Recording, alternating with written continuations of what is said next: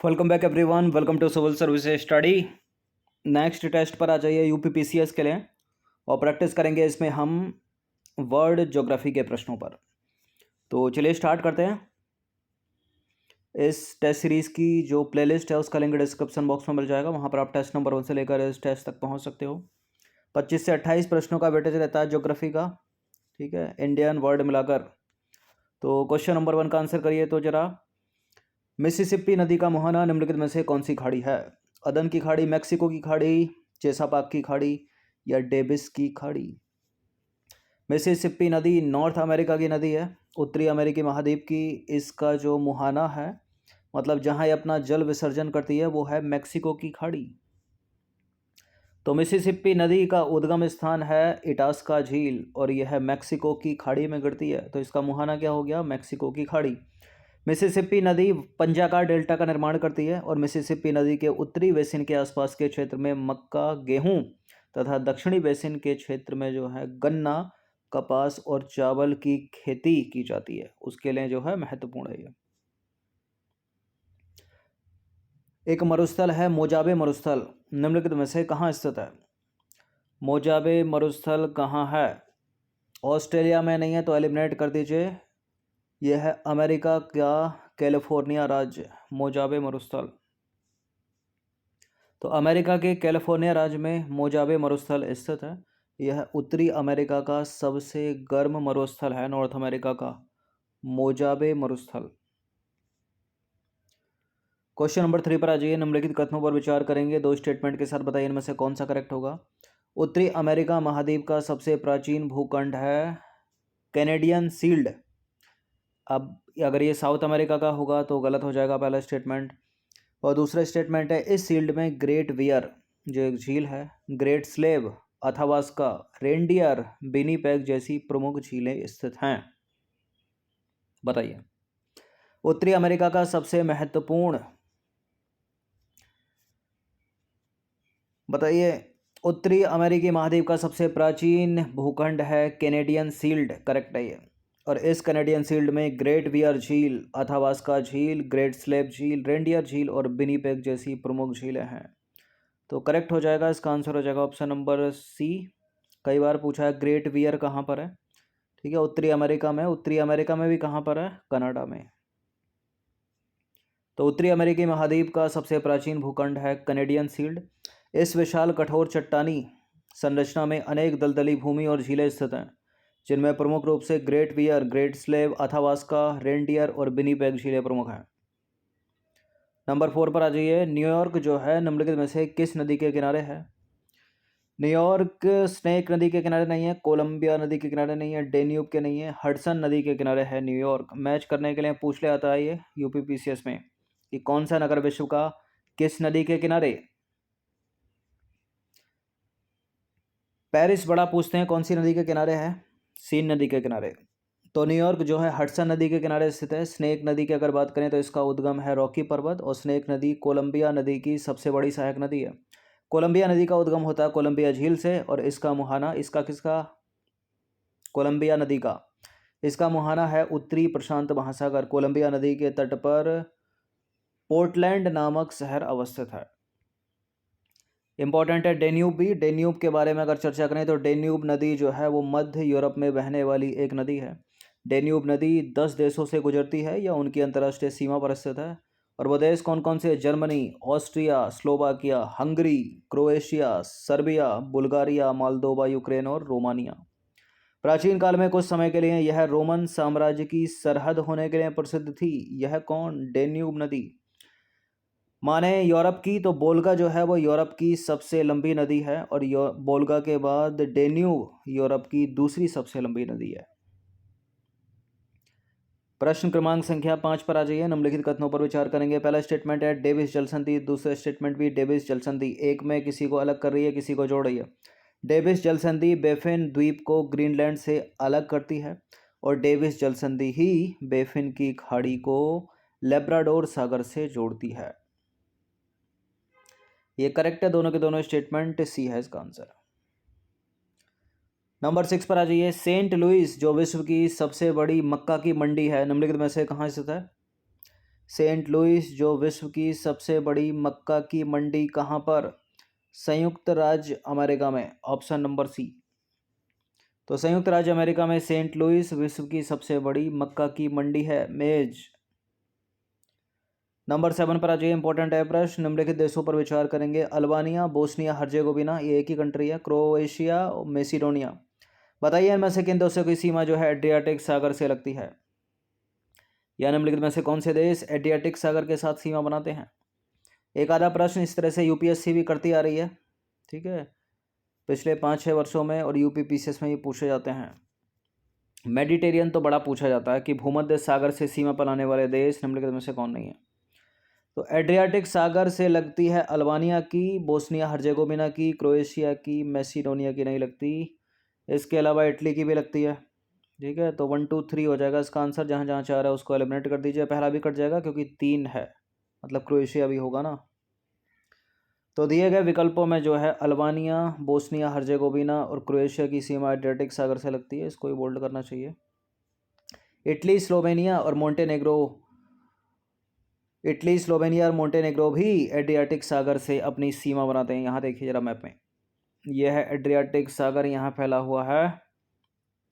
तो यह है अल्बानिया, ठीक है, अब दिखाई देगा, रुकिए, अल्बानिया, और ये है मोंटेनेग्रो, मतलब ये वाला होगा। ये है बोस्निया हर्जेगोविना, क्रोएशिया हो गया ये वाला, फिर स्लोवेनिया हो गया ऊपर वाला, और ये देखिए लंबा सा फैला है इटली, पूरा यहाँ तक कवर कर रहा है, ठीक है।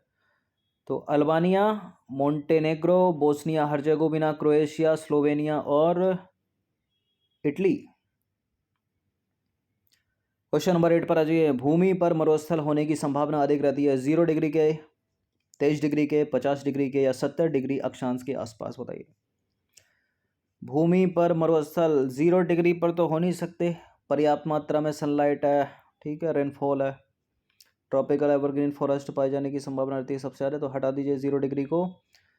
23 डिग्री अक्षांश के पास, ये सही है, बी हो जाएगा, ठीक है, मतलब ज़्यादा सटीक बी होगा, वैसे तो 20 से 30 रहता है। पृथ्वी पर शुष्क मरुस्थल की जो जलवायु है उसका विस्तार 15 डिग्री से 30 डिग्री अक्षांश के बीच मिलता है। 30 डिग्री के आसपास उच्च वायुदाब पाया जाता है, जिससे यहाँ हवाएं जो हैं ऊपर से नीचे उतरती रहती हैं। फलस्वरूप होता क्या है, यहाँ वर्ष भर मौसम साफ रहता है, तो वर्षा नहीं होगी, ठीक है। सहारा और ऑस्ट्रेलियन मरुस्थल इसी के अंतर्गत आते हैं। महाद्वीपों के पश्चिमी तट के मरुस्थल 20 डिग्री से 30 डिग्री के बीच मिलते हैं, क्योंकि महाद्वीपों के पूर्वी भाग में प्रवेश करने वाली जो ट्रेड विंड हैं, व्यापारिक हवाएं हैं, वो पश्चिमी भाग तक पहुंचते पहुंचते शुष्क हो जाती हैं। शुष्क हो जाएंगी तो वर्षा कैसे करेंगी? आर्द्र चाहिए ना, आर्द्रता की आवश्यकता होती है वर्षा के लिए, इसलिए मरुस्थल बन जाती है भूमि। क्वेश्चन नंबर 9 पर आ जाइए। निम्नलिखित में से कौन सा कथन अटाकामा डेजर्ट के बारे में सही नहीं है? अटाकामा जो एक मरुस्थल है, यह दक्षिण अमेरिका महाद्वीप का एक मरुस्थल है, संसार का सबसे शुष्क मरुस्थल है, और दक्षिणी चिली में अवस्थित है, और इसमें नाइट्रेट के प्रचुर भंडार पाए जाते हैं। एक पक्का गलत है इनमें से। क्या दक्षिण अमेरिका में साउथ अमेरिका में है? करेक्ट है। संसार का सबसे शुष्क है, संसार का सबसे शुष्क, ठीक है, इसमें नाइट्रेट के प्रचुर भंडार है, ये भी सही है। दक्षिणी चिली में नहीं है ये, उत्तरी चिली में और कुछ भाग पेरू में। तो अटाकामा मरुस्थल जो है वो दक्षिणी अमेरिका में स्थित है, पहला करेक्ट। संसार का सबसे शुष्क मरुस्थल है, दूसरा करेक्ट। और इसमें सोडियम नाइट्रेट, तांबा तथा अन्य खनिज के विशाल भंडार हैं, चौथा करेक्ट। और यह मरुस्थल दक्षिणी चिली में नहीं है बल्कि उत्तरी चिली और पेरू में विस्तारित है, तो तीसरा हो गया इनकरेक्ट। 10वां प्रश्न है, निम्नलिखित में से कौन सा मरुस्थल दक्षिणी गोलार्ध में स्थित है? यह अपनी सुंदर सी पृथ्वी बीच से एक रेखा खींचेंगे 0 डिग्री, ऊपर का हो गया उत्तरी गोलार्ध, नीचे का हो गया दक्षिणी गोलार्ध, तो यानी यहाँ होना चाहिए, 0 डिग्री के नीचे होना चाहिए। गोभी को एलिमिनेट कर दीजिए, मंगोलिया और चीन में, ये तो उत्तरी गोलार्ध में हो गया। चीहू अहुआन ये भी नहीं होगा। सहारा डेजर्ट भी है उत्तर पश्चिम अफ्रीका में, तो यहाँ तक इक्वेटर से ऊपर चला गया, मतलब 0 डिग्री से ऊपर पड़ेगा। ये कालाहारी डेजर्ट यहाँ है नीचे की तरफ, ठीक है, दक्षिण अफ्रीका में। 3 में है नामीबिया, बोत्सवाना और दक्षिण अफ्रीका में फैला है, मतलब साउथ वेस्ट अफ्रीका में है ये, ठीक है। तो इसका आंसर क्या हो जाएगा? Option number 1 Kalahari.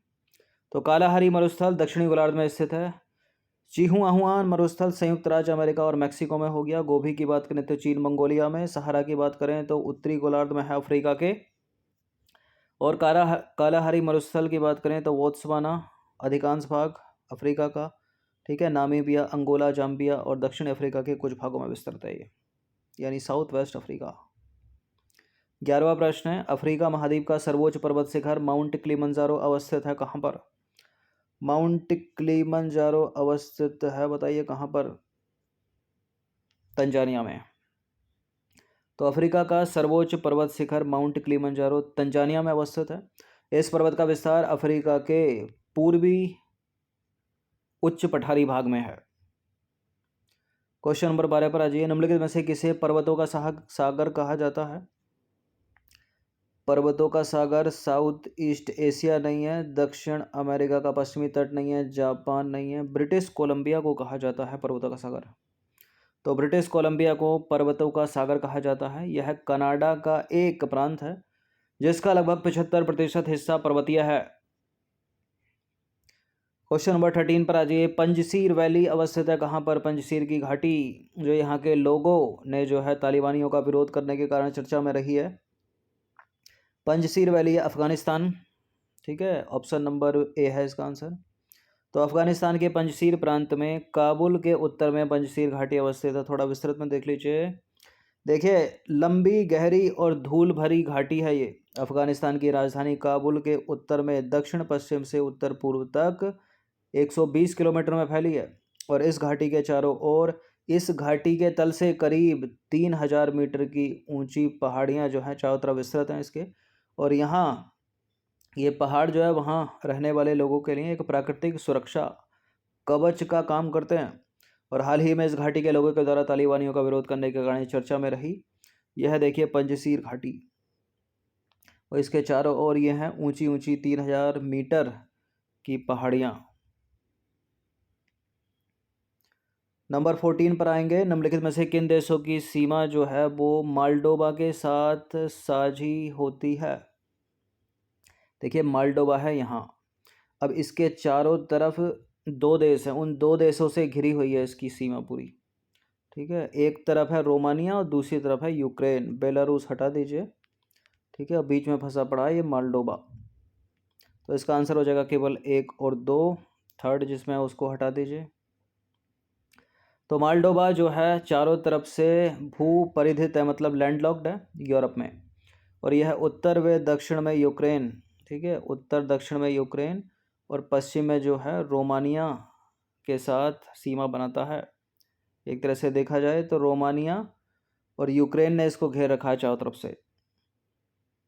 तो ये है मालडोबा या मोल्डोबा, ये मोल्डोबा। यहाँ देखिए यूक्रेन की सीमा, देखिए यूक्रेन देखिए ऊपर तक यहाँ से कवर कर रहा है इतना, ये इतना इतना इतना यहाँ तक आ गया। अब यहाँ से शुरू हो गई रोमानिया की, ठीक है। तो रोमानिया और यूक्रेन दोनों ये देश चारों तरफ से घेरे हुए हैं मालडोबा को। नंबर 15 पर आ जाइए। अफ्रीका महाद्वीप का सर्वाधिक जनसंख्या वाला देश है। अफ्रीका महाद्वीप का सर्वाधिक जनसंख्या वाला देश कौन सा, बताइए इनमें। चलिए अब बता दीजिए कौन सा है, दक्षिण अफ्रीका या नाइजीरिया? नाइजीरिया। तो नाइजीरिया अफ्रीका महाद्वीप का सर्वाधिक जो है जनसंख्या वाला देश है, सीधे सीधे याद रखिए। तो ये 15 प्रश्न थे वर्ल्ड ज्योग्राफी के, ठीक है। इनकी प्रैक्टिस एक बार कर लीजिएगा। धन्यवाद।